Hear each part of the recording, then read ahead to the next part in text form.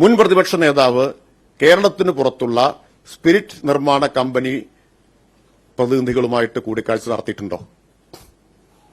അദ്ദേഹം മറുപടി പറയട്ടെ. ഉണ്ടോ ഇല്ലയോ? നടത്തിയിട്ടുണ്ടോ? നടത്തിയെങ്കിൽ എന്താണ് ചർച്ച ചെയ്തത്? മുൻ പ്രതിപക്ഷ നേതാവ് അദ്ദേഹം മഹാരാഷ്ട്രയുടെ ചാർജുള്ള ആളാണ്. കർണാടക പിന്നെ കർണാടകയുടെ രക്ഷാകർതൃത്വത്തിലാണല്ലോ കേരളത്തിലെ കോൺഗ്രസ് മുഴുവൻ കഴിയുന്നത്. അപ്പോ ഏറ്റവും കൂടുതൽ സ്പിരിറ്റ് വരുന്നത് മഹാരാഷ്ട്ര, രണ്ടാമത് വരുന്നത് കർണാടക. അവിടെ നിന്ന് ഇങ്ങോട്ട് കൊണ്ടുവരാം, ഇവിടെ ഉണ്ടാക്കാൻ പാടില്ല. ഇതാണ് വാദം. പിന്നെ പഞ്ചായത്തിന്റെ വാദമൊക്കെ പൊളിഞ്ഞു കഴിഞ്ഞല്ലോ. നിങ്ങൾ തന്നെ റിപ്പോർട്ട് ചെയ്തിട്ടുണ്ട്. പഞ്ചായത്തിനെ അറിയിച്ചില്ല എന്നുള്ള വാദമൊക്കെ പൊളിഞ്ഞു. രേഖാമൂലം പഞ്ചായത്തിനെ അറിയിച്ചിരുന്നു. ഒരു വർഷം മുമ്പ് പഞ്ചായത്ത് അതിന് അനുമതിയും കൊടുത്തിട്ടുണ്ട്.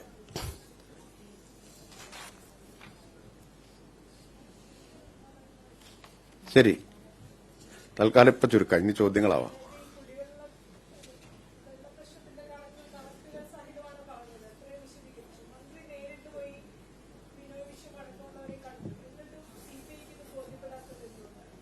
അങ്ങനെ സിപിഐയുടെ ഒരു പ്രസ്താവനയും വന്നിട്ടില്ലല്ലോ. അത്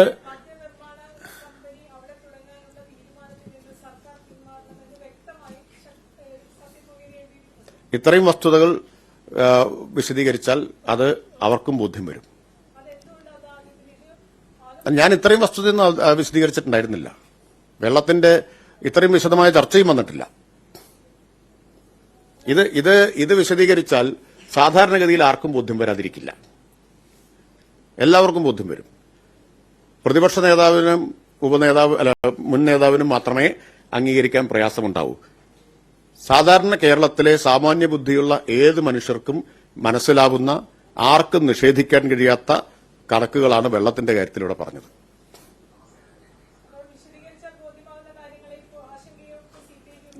തീർച്ചയായിട്ടും അത്രയേ ഉള്ളൂ.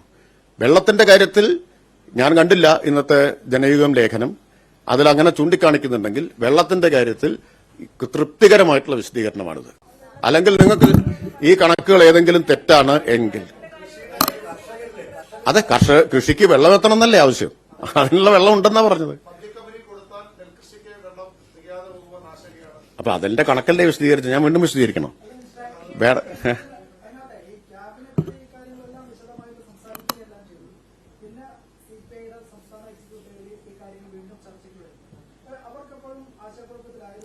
സംസ്ഥാന എക്സിക്യൂട്ടീവിന്റെ കാര്യം എനിക്കറിഞ്ഞുകൂടാ. അങ്ങനൊരു പ്രസ്താവന സംസ്ഥാന എക്സിക്യൂട്ടീവിന്റേതായി കണ്ടിട്ടില്ല.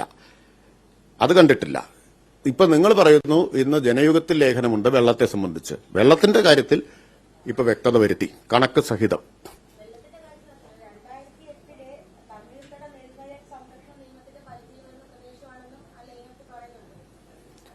അത്തരം കാര്യങ്ങളെല്ലാം പരിശോധിച്ച് അതൊന്നും ലംഘിച്ച് ആർക്കൊന്നും ചെയ്യാൻ പറ്റില്ലല്ലോ. അങ്ങനെയാണെങ്കിൽ അല്ല, തുടർന്നുള്ള ഇത് പ്രാരംഭാനുമതിയാണ്. ബാക്കിയുള്ള അനുമതികൾ ബന്ധപ്പെട്ട വകുപ്പുകളിൽ നിന്നല്ലേ അവരെടുക്കേണ്ടത്. അപ്പൊ അവസാനം ഇനി വീണ്ടും എക്സൈസ് അനുമതി കൊടുക്കണം. അതാണ് ഈ പ്രാരംഭാനുമതി എന്ന് പറയുന്നത്. ഇനി ഡിസ്റ്റിലറി പ്രവർത്തിക്കണമെങ്കിൽ വേറെ അനുമതി കൊടുക്കണമല്ലോ.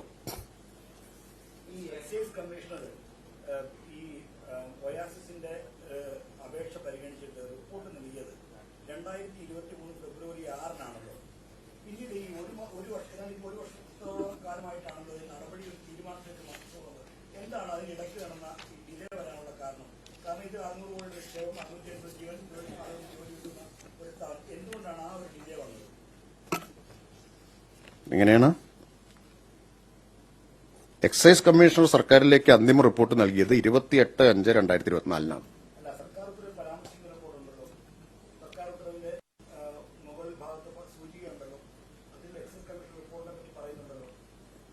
എന്റെ മുഴുവൻ നാൾവഴി ഉണ്ടല്ലോ. അതുകൊണ്ടല്ലേ ഞാൻ പറഞ്ഞത്. എക്സൈസ് കമ്മീഷണർ സർക്കാരിലേക്ക് റിപ്പോർട്ട് നൽകിയത് 28/5/2024. അത് പിന്നീട് മറ്റേ എക്സൈസ് വകുപ്പ് മുഖ്യമന്ത്രിക്ക് അയച്ചു. മുഖ്യമന്ത്രി ക്യാബിനറ്റിലേക്ക് അയച്ചു. ക്യാബിനറ്റ് നോട്ടായിട്ട് വരുന്നുണ്ട്. എല്ലാ സാവകാശവും എടുത്തിട്ടാണ് ചെയ്തിട്ടുള്ളത്.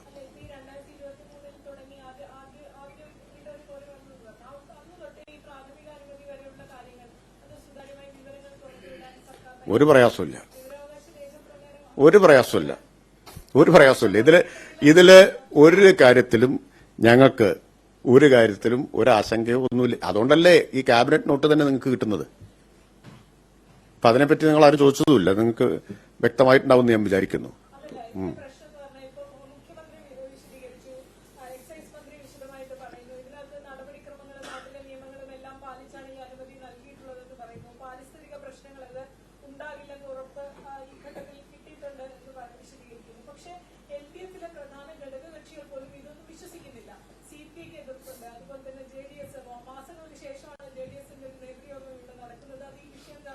അത് കുറച്ച് ആശങ്ക ഉണ്ടാക്കുന്നതിൽ ഈ മാധ്യമങ്ങൾക്കൊരു വലിയ പങ്ക് സമൂഹത്തിലുണ്ടല്ലോ. അത് ഞാൻ പറയട്ടെ, ഞാൻ പറയട്ടെ.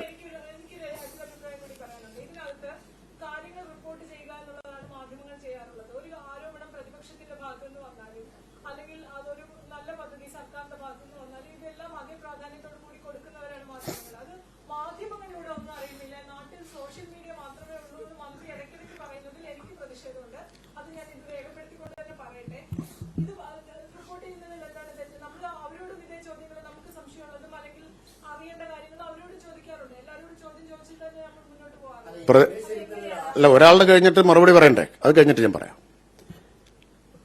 അജിതയ്ക്ക് പ്രതിഷേധം രേഖപ്പെടുത്താനുള്ള അവകാശമുണ്ട്, എനിക്ക് സത്യമായിട്ട് പറയാനുള്ള അധിക അവകാശമുണ്ട്. ആയിക്കോട്ടെ, അത് രണ്ടും അങ്ങോട്ടും ഇങ്ങോട്ടും മാനിച്ചാൽ മതി. അത് മാനിച്ചാൽ മതി. അതെ, ആ പ്രതിഷേധത്തെ ഞാൻ മാനിക്കുന്നു. പക്ഷെ ഞാൻ പറഞ്ഞത് വസ്തുതയാണെന്നാണ് എന്റെ അഭിപ്രായം. അതാണ് ഞാൻ വിശ്വസിക്കുന്നത്. അതവിടെ നിൽക്കട്ടെ. ഞാനൊരു ഉദാഹരണം ഞാൻ പറയാം. ഇപ്പോ വെള്ളത്തിന്റെ പ്രശ്നം വ്യക്തമാക്കി വിശദമായിട്ട് ആദ്യത്തെ പത്രസമ്മേളനം പാലക്കാട്ടാണ് നടത്തിയത്. ഞാൻ പറഞ്ഞു ഒരു പ്രധാന പത്രം ചെയ്തത് എന്താന്നുള്ളത്. അതിനെതിരായ വാർത്ത എത്രയോ ദിവസമായിട്ട് കൊടുത്തുകൊണ്ടിരിക്കുകയാണ്. മുഴുവൻ സംസ്ഥാനത്താകെ കൊടുക്കുന്നു. 1-ാം പേജ് ലീഡാണ്. മന്ത്രി വിശദീകരിച്ചത് പാലക്കാട് ജില്ലയിൽ മാത്രം. ഒരേ പ്രാധാന്യത്തിലാണ് കൊടുക്കുന്നത്? അല്ല, ഒരേ പ്രാധാന്യത്തിലല്ല കൊടുക്കുന്നത്. അപ്പോ പരമാവധി ആശയക്കുഴപ്പം ഉണ്ടാക്കുക, ആക്ഷേപങ്ങൾ അടിസ്ഥാനരഹിതമായ പ്രചരണം, അതിന് ഭയങ്കരമായ വിസിബിലിറ്റി കൊടുക്കുക, വിശദീകരിച്ചാൽ മുക്കുക, തമസ്കരിക്കുക, ഇത് തുടർച്ചയായി ചെയ്തുകൊണ്ടിരിക്കുക. ഉദാഹരണങ്ങൾ വേണമെങ്കിൽ ഇനിയും പറയാം. പിന്നെ ഒരു ഉദാഹരണം കൂടി പറയാം. ഇപ്പോ ഈ കർണാടകയിലെ മന്ത്രിക്ക് സ്പിരിറ്റ് കമ്പനി ഉള്ള കാര്യം, കോൺഗ്രസ് നേതാക്കൾക്കുള്ളത്, MLC-ക്ക്, യൂത്ത് കോൺഗ്രസ് വൈസ് പ്രസിഡന്റിന്, ഇതെല്ലാം പത്രസമ്മേളനത്തിൽ പറഞ്ഞതാണ്. ഇപ്പൊ ഞങ്ങൾ ആരെങ്കിലും ആണെങ്കിൽ എത്ര സമാധാനം ഇതിന് പറയേണ്ടി വരും? ആരെങ്കിലും ഇതുവരെ ചോദിച്ചതായോ അതിന് മറുപടി പറഞ്ഞതായോ ഞാൻ കണ്ടിട്ടില്ല. പ്രതിപക്ഷ നേതാവിനോടോ മുൻ നേതാവിനോടോ ഒക്കെ ചോദിക്കണ്ടേ? ഇങ്ങനെ ഞാൻ തെളിവ് സഹിതല്ലേ പറഞ്ഞത്? തെളിവ് സഹിതാണ്. അത് കണ്ടെത്താൻ ഭയങ്കര വൈഭവമൊന്നും ആവശ്യമില്ല. നിങ്ങൾക്ക് ആർക്കും കണ്ടെത്താമായിരുന്ന കാര്യമാണ്. അവരുടെ വെബ്സൈറ്റിൽ തന്നെയാണ്. വനിതാ ശിശുക്ഷേമ മന്ത്രി കർണാടകയിലെ കോൺഗ്രസ് നേതാക്കൾക്ക് സ്പിരിറ്റ് കമ്പനിയുണ്ട്. കേരളത്തിലേക്ക് ഏറ്റവും കൂടുതൽ സ്പിരിറ്റ് വരുന്ന 2ാമത്തെ സംസ്ഥാനം കർണാടകയാണ്. ഇവിടെ സ്പിരിറ്റ് ഉൽപ്പാദിപ്പിക്കുമ്പോൾ കോൺഗ്രസ് എതിർക്കുന്നു. ഒരു ബന്ധവും ഇതൊന്നും തമ്മിലില്ല. അതൊരു ചോദ്യമേ അല്ല, അല്ലേ? കോൺഗ്രസ് നേതാക്കൾ മറുപടി പറയേണ്ട ഒരു ചോദ്യമല്ലേ?